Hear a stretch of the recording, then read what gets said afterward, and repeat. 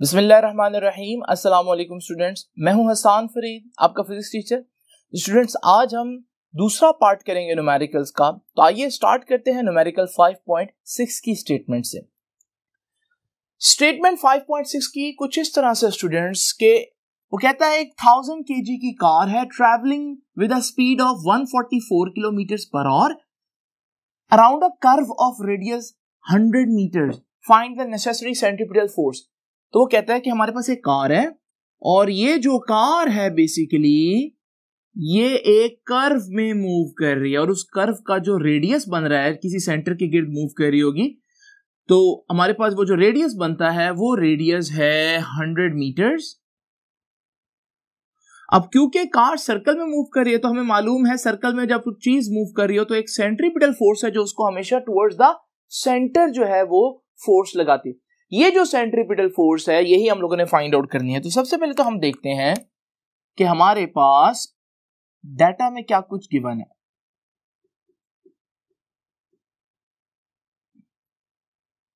Now students, जब हम given data की बात करते हैं उसमें सबसे पहले तो हमें मास दिया हुआ है कार का। तो मास ऑफ कार है 1000 kg और kg स्टैंडर्ड यूनिट है।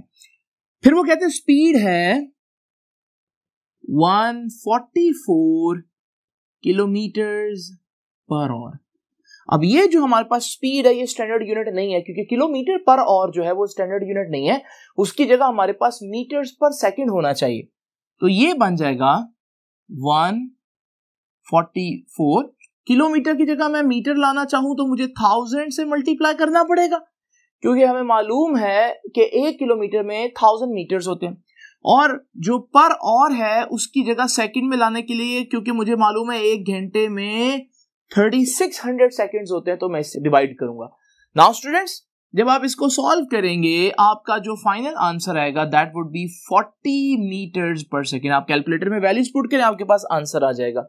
नाउ स्टूडेंट्स, हमारे पास तीसरी जो चीज उसने दिया है वो है रेडियस और रेडियस दिया हुआ उसने 100 मीटर्स। अब जरा देखते हैं कि फाइंड आउट क्या करना है।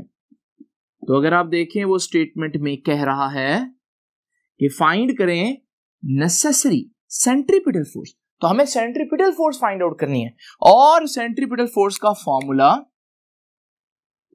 देखते हैं कि क्या होता है। तो सेंट्रीपिटल फोर्स हमें फाइंड आउट करनी है। तो अब जरा देखते हैं इसकी कैलकुलेशंस। बहुत आसान न्यूमेरिकल है, इसकी कैलकुलेशन इंतहाई सिंपल है।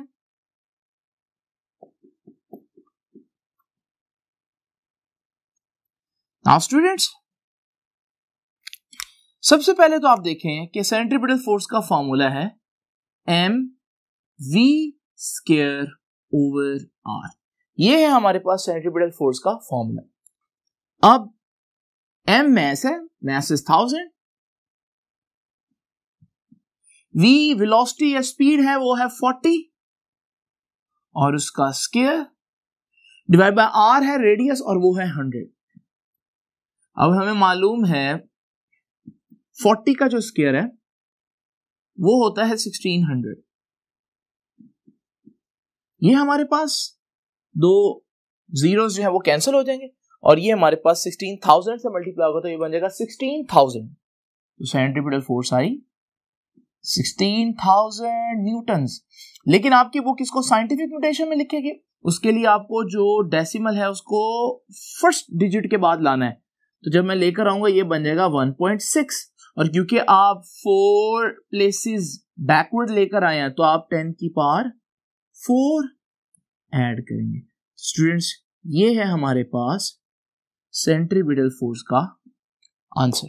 तो ये हमारे पास 5.6 की स्टेटमेंट हुई। आइए अब जरा देखते हैं कि 5.7 न्यूमेरिकल क्या है। नाउ स्टूडेंट्स, जरा देखते हैं कि हमारे पास 5.7 क्या कहता है। What is the least speed at which an aeroplane can execute a vertical loop of 1 kilometre radius. कहता है कि कम से कम स्पीड बताएं कि अगर मैं चाहूं एक एरोप्लेन जो है वो ग्रेविटी में वर्टिकल सर्कल में मूव करे तो उसके लिए कम से कम स्पीड कितनी चाहिए। हमें मालूम है अगर स्पीड एक खास हद से कम हुई तो फिर हमारे पास ये जो एरोप्लेन है ये पूरा सर्कल कंप्लीट नहीं कर पाएगा और ग्रेविटी इसको खींच लेगी। तो वो कम से कम स्पीड क्या होनी चाहिए। सबसे पहले तो मैं डाटा लिखता हूं जी। हमारे पास लूप का जो रेडियस है वो उसने बताया है 1 किलोमीटर। ये रेडियस हो गया।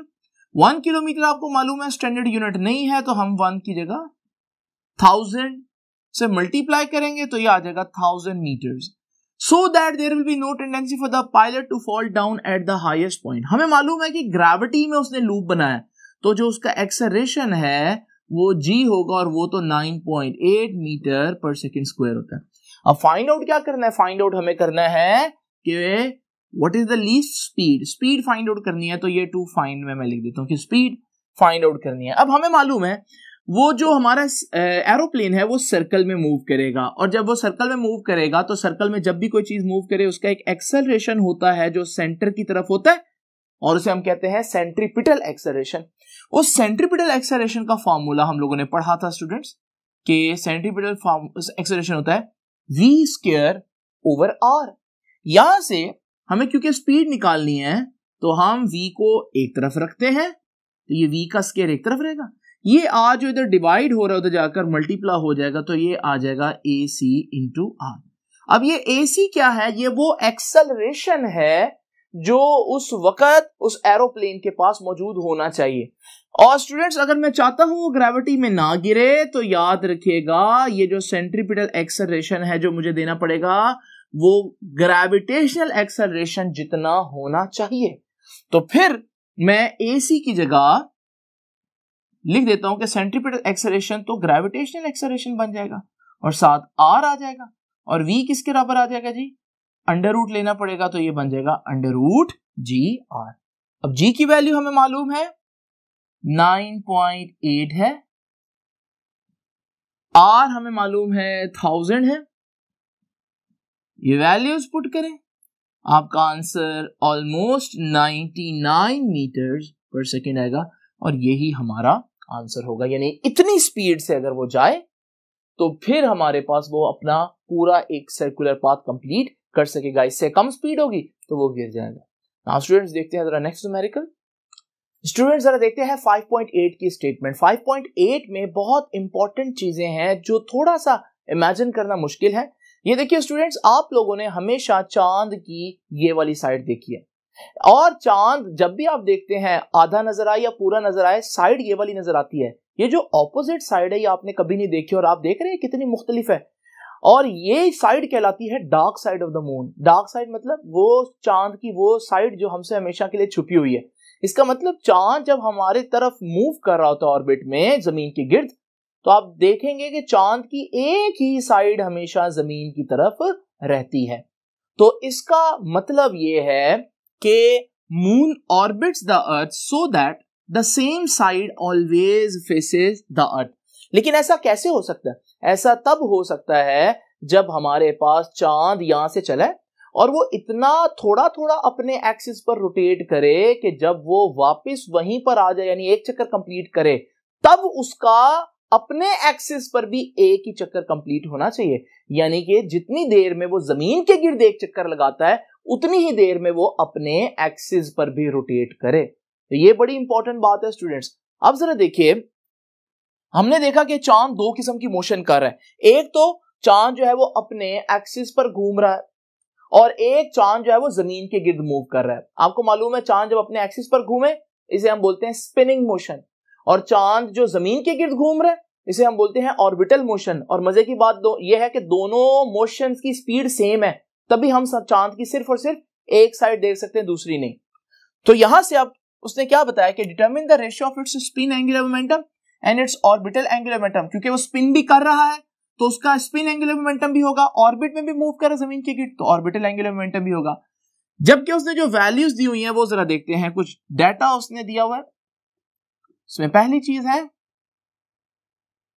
Distance between earth and moon. यानी कि अगर ये हमारे पास चांद है और ये हमारे पास अर्थ है और ये इसके गिर्द इस तरह से मूव कर रहा है सर्कुलर पाथ में, तो ये जो डिस्टेंस है चांद और जमीन के गिर्द, ये डिस्टेंस उसने दिया। मैं इस डिस्टेंस को RO बोलूंगा कि ऑर्बिट का रेडियस, क्योंकि जब चांद जो है वो जमीन के गिर्द मूव कर रहा होगा तो चांद और जमीन के दरमियान जो ये डिस्टेंस होगा ये बेसिकली उस पूरे ऑर्बिट का रेडियस बनेगा। तो फिर ये जो मेरे पास ये वैल्यू दी हुई है ये ऑर्बिटल रेडियस है, इसे मैं RO कह रहा हूं।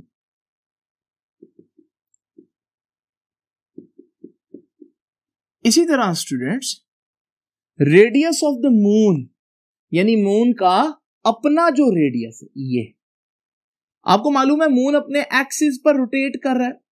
जब वो अपने एक्सिस पर रोटेट कर रहा होगा तो ये जो रेडियस है ये उसके स्पिन का रेडियस होगा। बिल्कुल इसी तरह से अगर हम थोड़ा सा एग्जैजरेट करें कि मून तेजी से स्पिन करे तो ये इस एक्सिस पर स्पिन करे, तो ये जो मून का अपना रेडियस है ये उस स्पिनिंग पाथ का रेडियस भी बनेगा। तो ये जो मून का अपना रेडियस है इसे मैं कह देता हूं spin radius, 1.74 into 10 raised to the power 6 meters। Now students find out क्या करना है, जैसे कि मैंने आप लोगों के सामने पहले भी बताया,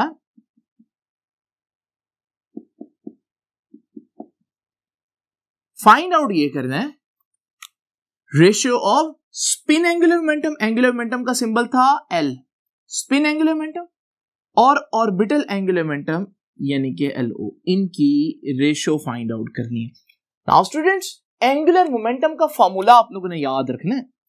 एंगुलर मोमेंटम का फॉर्मूला हम लोगों ने पढ़ा था बड़े डिटेल में, L = I ओमेगा, और I क्या है, I कहलाता है मोमेंट ऑफ इनर्शिया। और याद रखिएगा सफेयर का मोमेंट ऑफ इनर्शिया कितना होता है, सफेयर का मोमेंट ऑफ इनर्शिया होता है 2/5 mr²। और अगर हमारे पास एक पॉइंट हो उसका मोमेंट ऑफ इनर्शिया कितना होता है, उसका मोमेंट ऑफ इनर्शिया होता है mr²।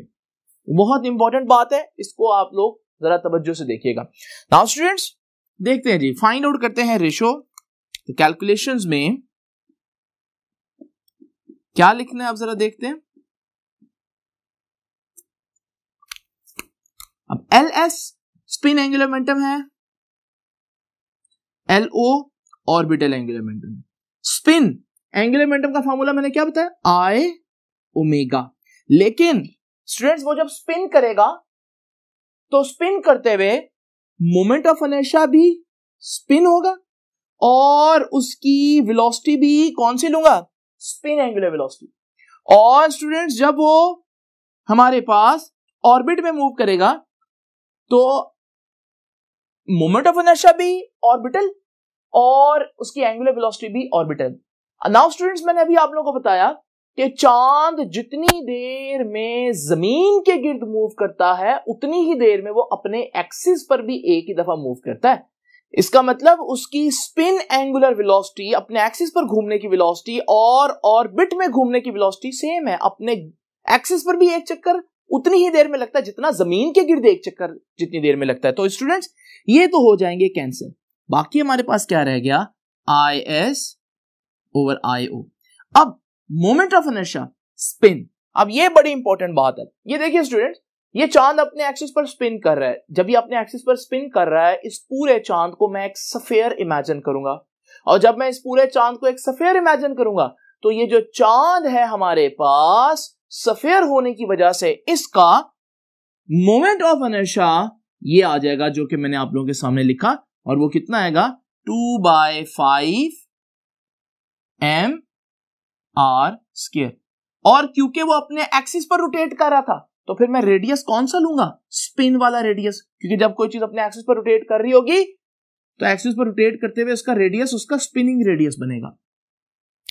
अब जरा देखते हैं ऑर्बिटल मोमेंट ऑफ इनर्शिया कौन सा होगा। ये देखिए स्टूडेंट्स, ये चांद है, ये जमीन से असल में इतना दूर है, तो जब चांद ऑर्बिट में मूव कर रहा होगा चांद जमीन से इतना ज्यादा दूर होगा कि अब चांद को अगर मैं देखूं तो मैं इसको एक छोटा सा पॉइंट इमेजिन करूंगा, क्योंकि दूरी इतनी ज्यादा, डिस्टेंस इतना ज्यादा ऑर्बिट से।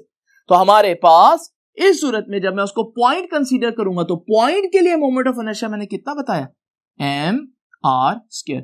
और जब वो ऑर्बिट में मूव कर रहा होगा तो स्टूडेंट्स रेडियस भी पूरे ऑर्बिट का आएगा, यानी चांद और जमीन के जितना डिस्टेंस है। ये कैंसिल हो जाएगा स्टूडेंट्स, हमारे पास रह जाएगा 2/5, ऊपर रह जाएगा RS², नीचे रह जाएगा RO²। अब जस्ट हमें वैल्यूज पुट करनी है 2/5 RS यानी स्पिनिंग रेडियस, यानी चांद का अपना रेडियस, वो कितना है 1.74 into 10 raised to the power 6 divided by RO का स्क्वायर, RO कितना है 3.85 into 10 raised to the power 8, और उसका भी स्क्वायर आ जाएगा, इसका भी स्क्वायर आ जाएगा, क्योंकि हम देख रहे हैं कि यहां स्क्वायर आएगा. नाउ स्टूडेंट्स, अब just we have to put the values. जब मैं इस ऊपर वाली चीज का टोटल आंसर निकालूंगा, 2 से मल्टीप्लाई करने, पहले स्क्वायर लेना है, फिर हमने 2 से इसको मल्टीप्लाई करना है. इस पूरी चीज जो ऊपर मौजूद है, इसका आंसर आ जाएगा 6.05 into 10 raised to the power 12. और फिर जब हम ये इसका स्क्वायर लेकर इस 5 के साथ मल्टीप्लाई करेंगे, इसका आंसर ऑलमोस्ट आ जाएगा 7.3 into 10 raised to the power 17. और आप देख रहे हैं ऑर्बिटल रेडियस में 10 की पावर 17 आ रहा है ऑर्बिटल एंगुलर मोमेंटम में. उसकी वजह यह है कि ऑर्बिटल एंगुलर मोमेंटम का जो रेडियस था, पूरे ऑर्बिट का रेडियस था, तो आंसर तो ज्यादा आना ही था. अब स्टूडेंट्स, इन सारी वैल्यूज को पुट करते हैं, हमारे पास फाइनल आंसर आएगा 8.2 into 10 raised to power -6. और क्योंकि दोनों एक जैसी क्वांटिटीज की रेशियो है, तो इसका यूनिट नहीं होगा, यही हमारा आंसर आएगा. तो स्टूडेंट्स, ये थे हमारे पास 5.8 की स्टेटमेंट. अब जरा देखते हैं कि 5.9 में क्या है. जरा स्टूडेंट्स इमेजिन करें कि हमारे पास ये अर्थ जो है वो अपने एक्सिस पर रोटेट कर रही है. जब ये अपने एक्सिस पर रोटेट कर रही होगी, इसका जो स्पिनिंग का रेडियस बनेगा वो इसका अपना रेडियस होगा, जिसे मैं R कह देता हूं.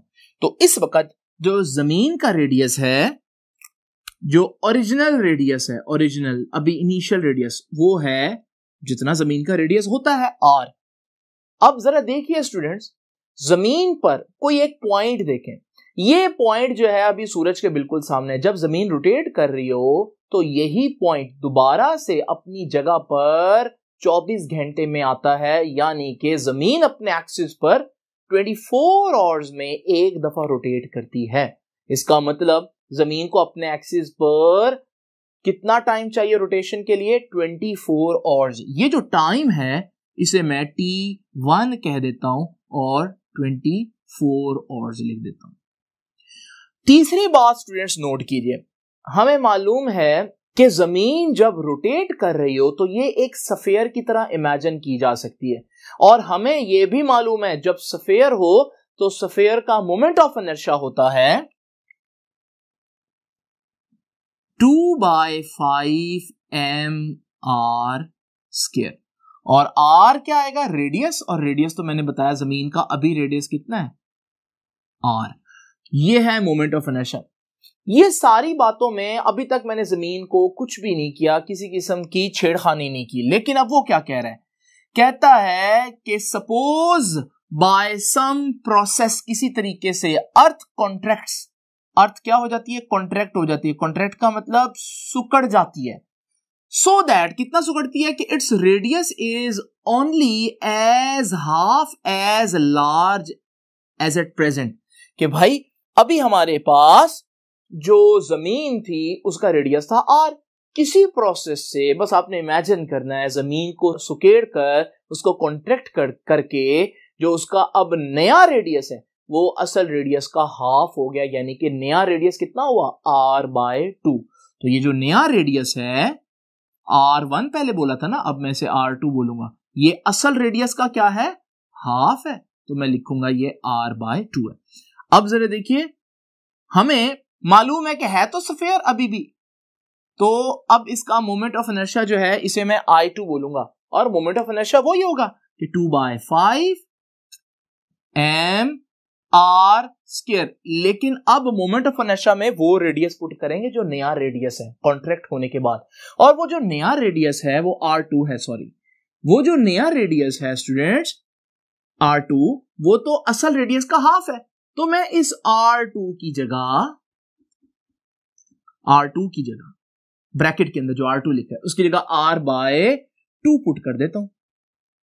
और फिर आपको मालूम है कि इसका स्क्वायर है, तो इसका भी स्क्वायर लेना पड़ेगा. स्टूडेंट इसको जरा सॉल्व करते हैं. तो 2/5 mr स्क्वायर डिवाइड बाय 2 का स्क्वायर कितना आ जाएगा स्टूडेंट्स? 4. अब ये 4 और 5 आपस में मल्टीप्लाई हो जाएंगे, और हमें मालूम है के 4 5s are 20 और फिर इसको मजीद हम सिंप्लीफाई करके 1/10 m/² लिख देंगे। तो स्टूडेंट्स ये है हमारे पास उसका नया मोमेंट ऑफ इनर्शिया। अब जरा तवज्जो से सुनिएगा वो कहता क्या है। कहता है how fast will it be rotating then. अब वो कितना तेज स्पीड से मूव करेगी। पहले उसकी स्पीड कितनी थी? पहले उसकी स्पीड इतनी थी कि रोटेशन 24 घंटे में कंप्लीट होती थी। अब उसकी रोटेशन कितनी देर में कंप्लीट होगा? तो वो नया टाइम पूछ रहा है, इसलिए जो उसने पूछा है टू फाइंड वो नया टाइम है और वो यहां मैं आपके सामने लिख देता हूं। अब स्टूडेंट्स यहां से इंपॉर्टेंट बात स्टार्ट होती है कैलकुलेशंस में। हमें मालूम है law of conservation of momentum की गेम है ये सारी, और law of conservation of angular momentum क्या कहता था कि मोमेंटम चेंज नहीं होता। तो मोमेंटम का फॉर्मूला था I1 ω1। तो I1 ω1 बाद का जो मोमेंटम होगा I2 ω2 उसके बराबर होगा। अब ये भी याद रखिएगा कि ओमेगा की वैल्यू कितनी होती है? ओमेगा होता है 2π/T। तो हम ओमेगा की वैल्यू पुट करेंगे। I1 को फिलहाल एज इट इज रहने देता हूं, ω1 की जगह 2π ω1 2π/T, T के साथ भी 1 आ जाएगा। इसी तरह यहां भी हमारे पास ω2, तो ओमेगा तो 2π/T और T के साथ 2 आ जाएगा। 2π के साथ कैंसिल हो जाएगा, तो ये आ जाएगा I1/T1 is equal to I2/T2। Now students I की वैल्यू हमें ऑलरेडी मालूम है, I1 और I2। तो हम मोमेंट ऑफ इनर्शिया की वैल्यू पुट करते हैं। जब हम मोमेंट ऑफ इनर्शिया की वैल्यू पुट करेंगे तो जरा देखिएगा, यहां करता हूं इसको। I1 कितना है? 2/5 mr²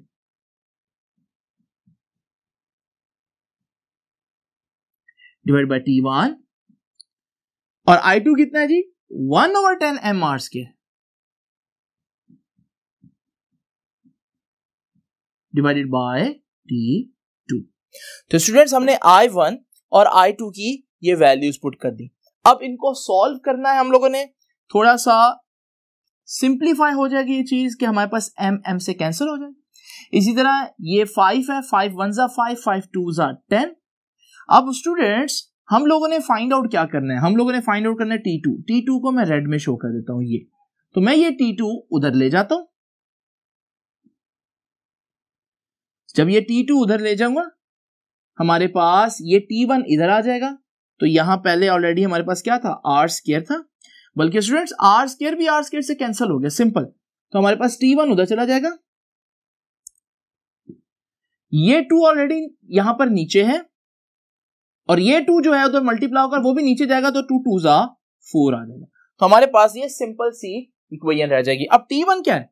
T1 था हमारे पास जो पहले टाइम था वो था 24 आवर्स, और जब हमने 24 आवर्स से 4 को डिवाइड किया तो स्टूडेंट्स हमारे पास आंसर आया 6 आवर्स। यानी कि हम लोगों ने देखा कि रोटेशन जो है वो फास्ट हो जाएगी। तो यही जमीन जो पहले जब इसका ओरिजिनल रेडियस था 24 घंटे में जमीन के गिर्द पूरा रोटेट करी थी, जब इसका रेडियस श्रिंक होगा तो क्योंकि एनर्जी तो कहीं नहीं गई तो वो उसकी स्पीड बढ़ जाएगी और हमारे पास अब वो जो 6 घंटे में अपना एक चक्कर कंप्लीट करेगी। तो स्टूडेंट्स ये था हमारे पास न्यूमेरिकल 5.9। अब जरा देखते हैं लास्ट न्यूमेरिकल 5.10 को। नाउ स्टूडेंट्स 5.8 की स्टेटमेंट देखते हैं। What should be the orbiting speed to launch a satellite into a circular orbit 900 kilometre above the surface of Earth?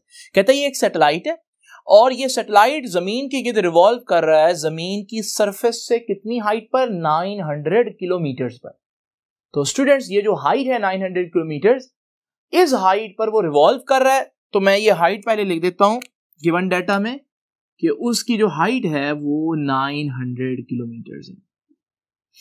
दूसरी बात स्टूडेंट्स आपको मालूम है जमीन का अपना रेडियस जो है वो 6400 किलोमीटर होता है। तो इसमें जमीन का जो रेडियस है वो है 6400 किलोमीटर। अब वो कहता है जो फार्मूला हम यूज करेंगे उसमें G आएगा। G की वैल्यू आपको वैसे ही पता होनी चाहिए कि 6.67 × 10⁻⁻11 होती है। और अगर आप इसका यूनिट देखना चाहें तो इसका यूनिट होगा न्यूटन पर किलोग्राम स्क्वायर मीटर स्क्वायर, ये हमारे पास इसका यूनिट होगा। नाउ स्टूडेंट्स, हमने क्या फाइंड आउट करना है कि वो जो हमारे पास सैटेलाइट है what should be the orbiting speed, कि उसके पास उस ऑर्बिट में जो टेंजेंशियल वेलोसिटी होगी वो कितनी होनी चाहिए, क्योंकि एक खास वेलोसिटी होनी चाहिए। अगर उससे कम वेलोसिटी हुई तो ये सैटेलाइट आहिस्ता आहिस्ता जमीन की तरफ आना शुरू हो जाएगा और एक वक्त आएगा कि गिर जाएगा। तो स्टूडेंट्स, हमें चाहिए ऑर्बिटिंग वेलोसिटी vo। तो जरा देखते हैं इसको कैलकुलेशंस इसकी कैसे करनी है। ऑर्बिटल वेलोसिटी का फार्मूला हम लोगों ने पढ़ा हुआ है और ऑर्बिटल वेलोसिटी का फार्मूला था स्टूडेंट्स √g/m/r। बजाहिर ऐसे लग रहा है कि हमारे पास सारी चीजें मौजूद है। अब ये कैपिटल M क्या है? M जो है वो मास ऑफ अर्थ है, और मास ऑफ अर्थ उन्होंने दिया हो या ना दिया हो, आपको मालूम होना चाहिए कि मास ऑफ अर्थ है 6 × 10⁻24 kg। बहुत ज्यादा मास बनता है ये। तो G की वैल्यू है, मास ऑफ अर्थ है। अब रह गया R। R क्या है जी हमारे पास? R है रेडियस। किस चीज का रेडियस? स्टूडेंट जरा देखिए, ये हमारे पास सैटेलाइट जो है वो जमीन के गिर्द मूव कर रहा है। सैटेलाइट का ये ऑर्बिट बन रहा है। अब इस ऑर्बिट का जमीन के सेंटर से लेकर ये जो डिस्टेंस बनता है ये रेडियस है बेसिकली। और आप देख रहे हैं इस रेडियस के अंदर दो चीजें आ रही हैं, एक जमीन का अपना रेडियस और फिर जमीन से ऊपर सैटेलाइट की हाइट। तो अगर आप टोटल रेडियस फाइंड आउट करना चाहते हैं जिसका जिक्र यहां है, तो ये जो रेडियस है ये जमीन के अपने रेडियस में जब सैटेलाइट की हाइट ऐड करेंगे फिर आएगा। अब जमीन का अपना रेडियस कितना है? जमीन का अपना रेडियस है 6400 और हाइट कितनी है? हाइट है उससे ऊपर 900 किलोमीटर्स। तो हम इन दोनों को ऐड करेंगे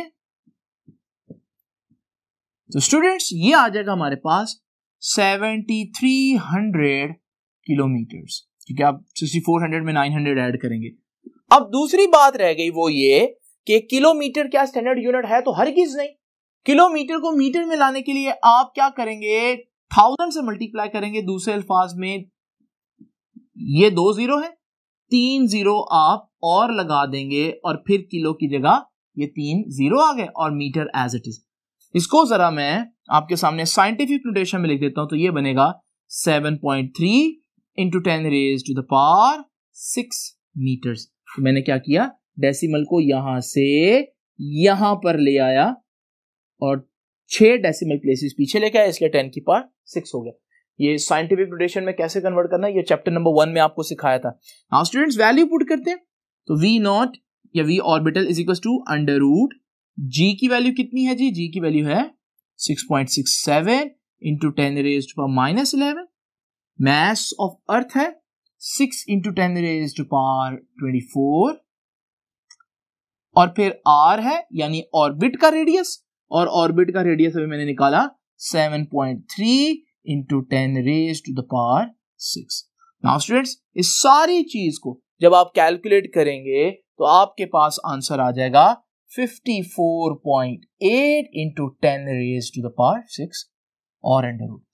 और फिर जब आप इसका अंडर रूट लेंगे तो स्टूडेंट्स आपका फाइनल आंसर आएगा 7.4 × 10⁻3 मीटर्स पर सेकेंड। लेकिन स्टूडेंट्स 10⁻3 आपको मालूम है किलो होता है, तो इसको मैं किलोमीटर्स पर सेकेंड कहूंगा। तो ये वो स्पीड है जो उस सैटेलाइट को चाहिए अगर वो उस ऑर्बिट में मूव करते रहना चाहता है। तो स्टूडेंट्स ये था हमारे पास लास्ट न्यूमेरिकल। आई होप कि आपको ये सारे न्यूमेरिकल समझ में आ गए होंगे। आपसे मुलाकात होगी अब इंशाल्लाह चैप्टर नंबर 6 के फर्स्ट आर्टिकल